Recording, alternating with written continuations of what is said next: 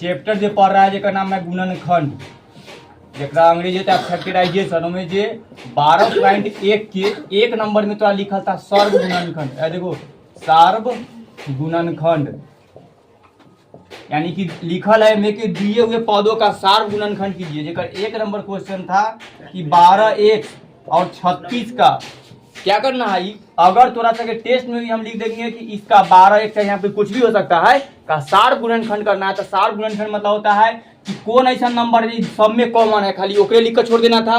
पहला दिन ये बताया था सार्व गुणनखंड ऐसे बताए थे कि एक कहे कि 12 के लिखो तब 12x के, तो हुआ था 2 गुने 3 और x, और 36 के लिखे थे तो 2 गुने 18 3 गुने 3 ऐसे हुआ था 36 के होता। ठीक, तो ये दोनों कॉमन आया था और ये कॉमन आया था, तो 2 गुने 3 एक मतलब आंसर कितना आया था तब 12, तो एक आंसर 12 पर खत्म हो गया। तो सार गुणनखंड का मतलब कि जय गो पद दिया है, 2 गो पद वाला हो चाहे 3 गो पद वाला, तो कौन ऐसा नंबर है सब गुण है। सार्व के मतलब होता है सब, कि कौन ऐसा नंबर है सब में है जो सब में कॉमन हो। तब 12 है जो एकरो में है और एकरो में है, एक तो कोई में ना है, एक गो में है, 2 गो में ना है।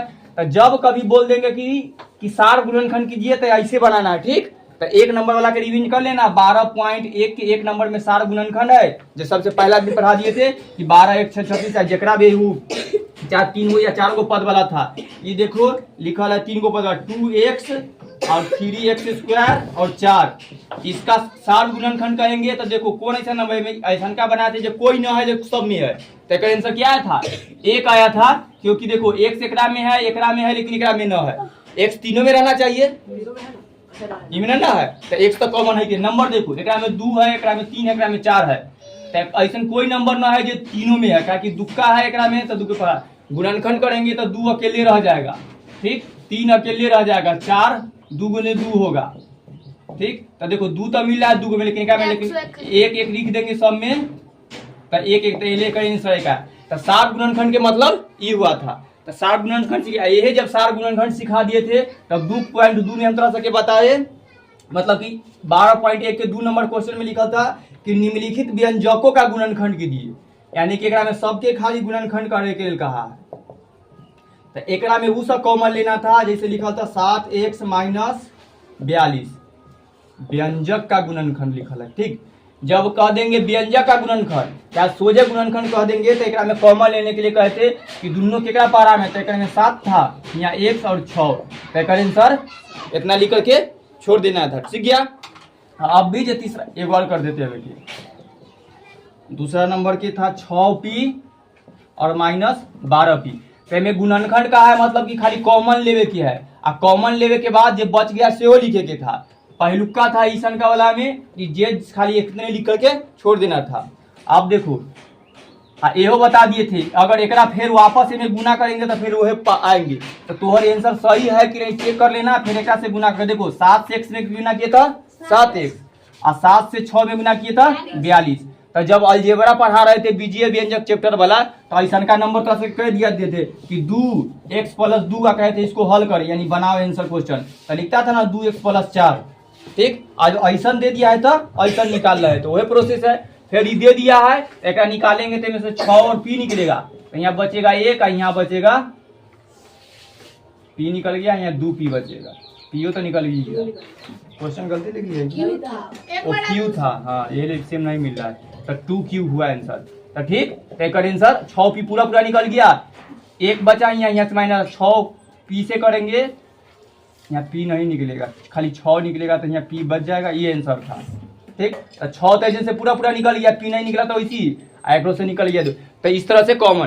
तो जब व्यंजक गुणनखंड होता है, आज तीसरा नंबर में है 12.1 के है, तीसरा नंबर के बाद ये चैप्टरों खत्म हो जाएगा, 12.2 में अगला दिन पढ़ाएंगे। तो ये 12.1 के तीसरा नंबर में लिखा है कि सिर्फ गुणनखंड कीजिए, गुणनखंड कीजिए, जरा में 1 नंबर क्वेश्चन हुए है, लिखल है x² + xy + 8x + 8y।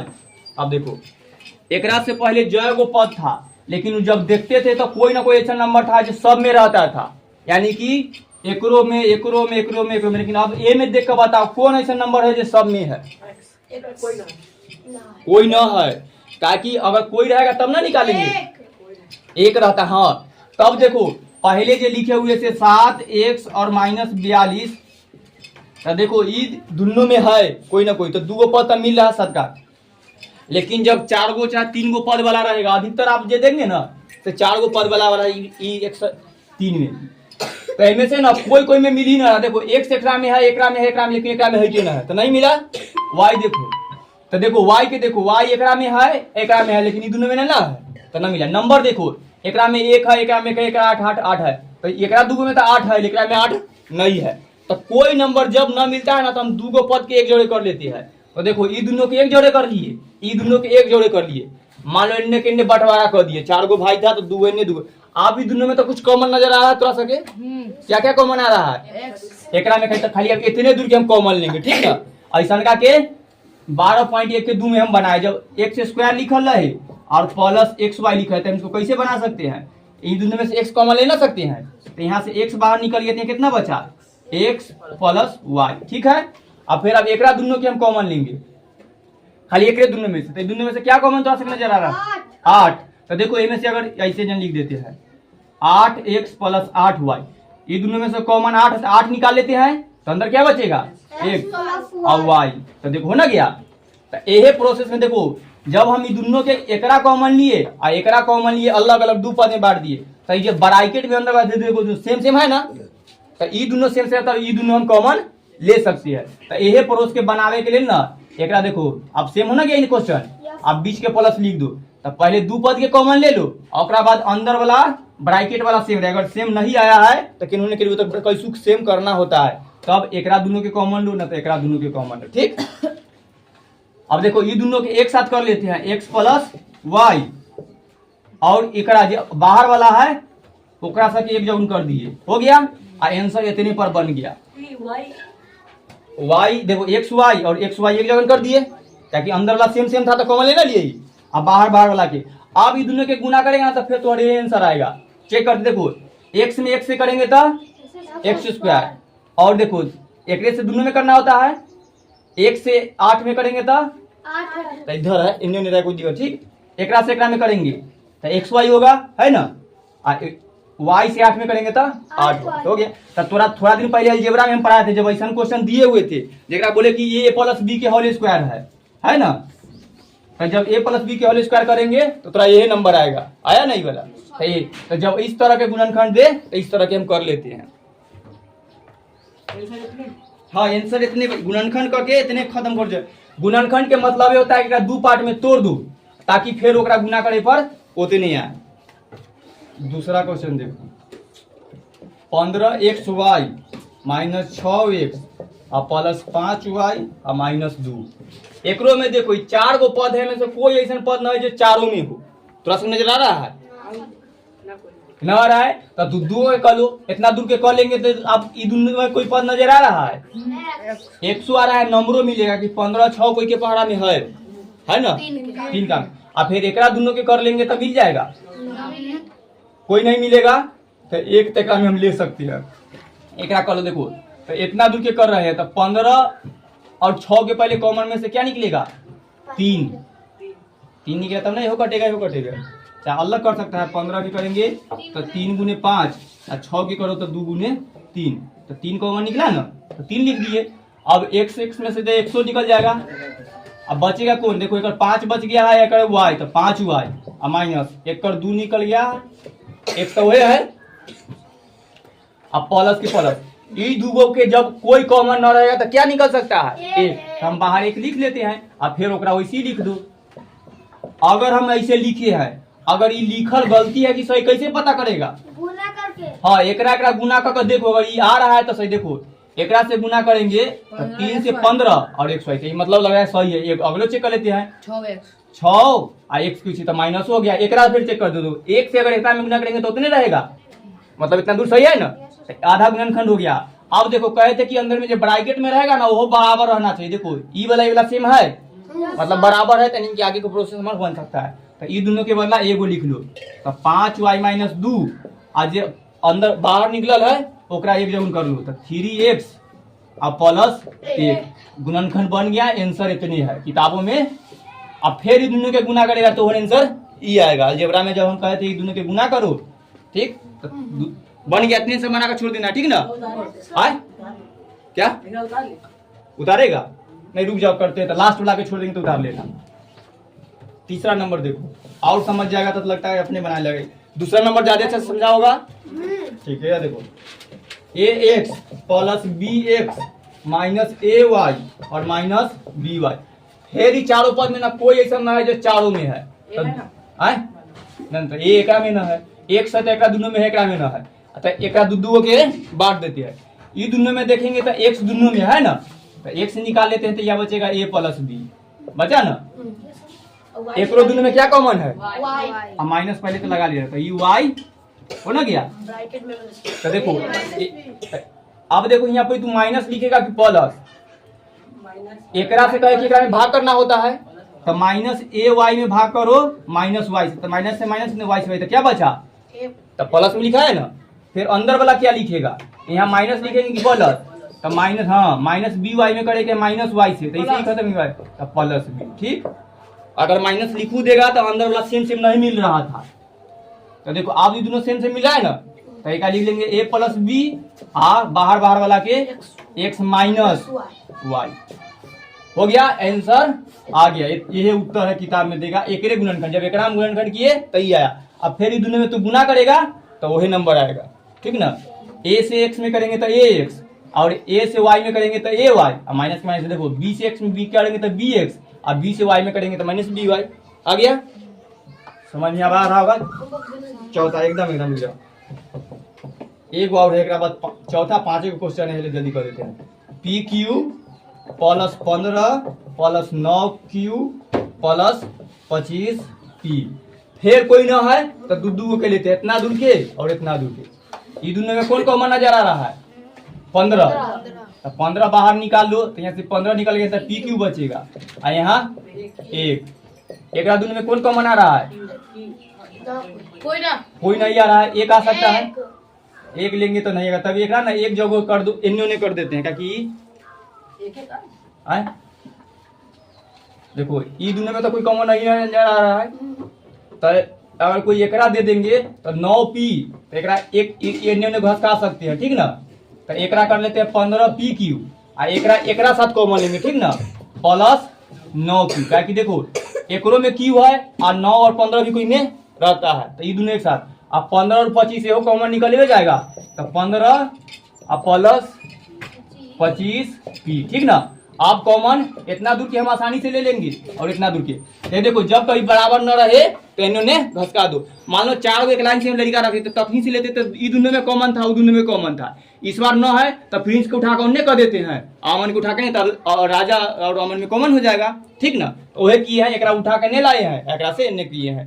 कैसू common मिलाने के लिए आदमी के उन्हें से होता है ना कि सेम सेम आदमी की एक जगह कर दो, तो कर दिए। आप बनाएंगे तो ये दोनों में कॉमन है, देखो 15 और 3 में कौन, 15 और 9 में 3 का के पहाड़ा ले है तो 3 निकालेंगे, हाँ क्यू है, पी क्यू में और क्यू में क्या कॉमन है? क्यू। आप देखो एकरा से भाग करेंगे तो क्यू से क्यू खत्म हो जाएगा, पी बचेगा, और नंबर से 5p, ठीक है, प्लस 3, एकरा से 3 खत्म हो जाएगा और क्यू खत्म, ठीक है, प्लस एकरा से 5 से कटने तो कितना बचेगा? 3, एकरा से 5 मतलब या पी तब बचले रह जाएगा। अंदर वाला सेम नजर आ रहा है, कैसे सेम है? इन्हें 5p है, इन्हें 3 है, तो सेम ना है, तो ये सेम है। यही तो देखो लिखा है 5p प्लस 3, इन्हें है 3 प्लस 5p, तो देखो ये जनू प्लस है, जनू प्लस, देखो 3p प्लस में इन्हें उन्हें कैदा बताए, प्लस में 3 प्लस 4 लिखे या 4 प्लस 3 सेम ना रहता है, तो इसी पद में सेम है, खाली इन्होंने कह दिया है, हम तक इन्होंने से घींच कर लाए हैं, तो ये दोनों सेम है। तो आप लिख देते हैं 5p प्लस 3, ऐसे लिख दिए तो कोई दिक्कत ना है, क्योंकि ये दोनों सेम है, तो हम अपने एक घुसका कर उन्हें कर दिए।